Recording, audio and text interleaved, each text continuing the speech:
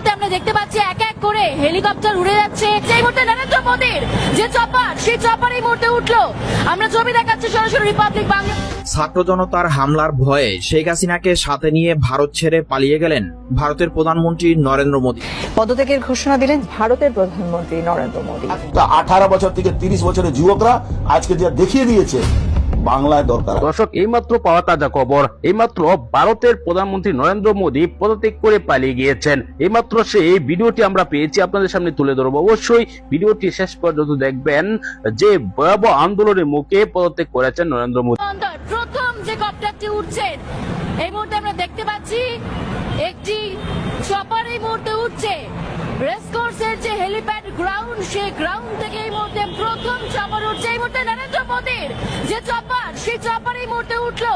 আমরা ছবি দেখাচ্ছি সরাসরি রিপাবলিক বাংলায়। 3টে চপার আমরা সকাল থেকে দেখাচ্ছিলাম যে একেবারে প্রস্তুত রয়েছে, এবং যে ছবি উঠে এলো ঠিক পৌনে 2টো নাগাদ আমরা দেখলাম নরেন্দ্র মোদী এসে পৌঁছলেন এই রেসকোর্সের হেলিপ্যাড গ্রাউন্ডে, এবং এই মুহূর্তে কলকাতার মাটি ছেড়ে দমদম বিমানবন্দরের উদ্দেশ্যে রওনা দিলেন প্রধানমন্ত্রী নরেন্দ্র মোদী। দিল্লি থেকে পালিয়ে যাওয়ার খবরটা যেন বজ্রপাতের মতো আশ্রে পড়ল গোটা ভারতীয় উপমহাদেশে।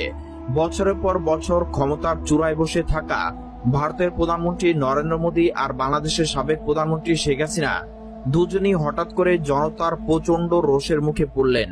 আর সেই রোষের ভয়ে তারা নাকি গোপনে বিশেষ নিরাপত্তা ব্যবস্থার আওতায় দিল্লি এয়ারপোর্ট থেকে অজানা গন্তব্যে উড়ে গেলেন, এমনটাই জানাচ্ছে আন্তর্জাতিক সংবাদ মাধ্যমের একাধিক সূত্র। ঘটনার সূত্রপাত ছাত্র জনতার প্রবল ক্ষোভ থেকে। ভারতের ভিতরে যেমন বেকারত্ব, মূল্যস্ফীতি আর দুর্নীতির বিরুদ্ধে তরুণ প্রজন্ম ক্রমেই উত্তাল হয়ে উঠছে, তেমনি বাংলাদেশ থেকে পালিয়ে আসা শেখ হাসিনাকে ঘিরেও তীব্র ক্ষোভ ছড়িয়ে পড়ে দিল্লির রাস্তায়। হাজারো বিক্ষুব্ধ শিক্ষার্থী ও সাধারণ মানুষ রাজধানীর গুরুত্বপূর্ণ মোড়গুলো অবরোধ করে স্লোগান তুলছিল। স্বৈরশাসক হটাও, গণতন্ত্র ফিরিয়ে দাও। তাদের টার্গেট ছিল স্পষ্ট, ভারতের প্রধানমন্ত্রী নরেন্দ্র মোদী এবং আশ্রয় প্রার্থী শেখ হাসিনা। দিল্লির রাজপথে কয়েকদিন ধরে গুজব চলছিল শেখ হাসিনাকে বিশেষ কনভয় করে রাষ্ট্রপতির অতিথিশালায় রাখা হয়েছে। আর এই খবর ছড়িয়ে যেন আন্দোলনকারীদের ক্ষোভ কয়েকগুণ বেড়ে যায়। তারা দাবি করে একজন বিতর্কিত সাবেক প্রধানমন্ত্রীকে কেন ভারত আশ্রয় দিবে, কেন জনগণের করের টাকায় একজন পরাজিত শাসককে নিরাপত্তা দেওয়া হবে। সেই প্রশ্নের কোনো জবাব দিতে পারেনি মোদী সরকার, বরং ক্রমবর্ধমান জনরোষ সামাল দিতে ব্যস্ত হয়ে পড়ে প্রশাসন।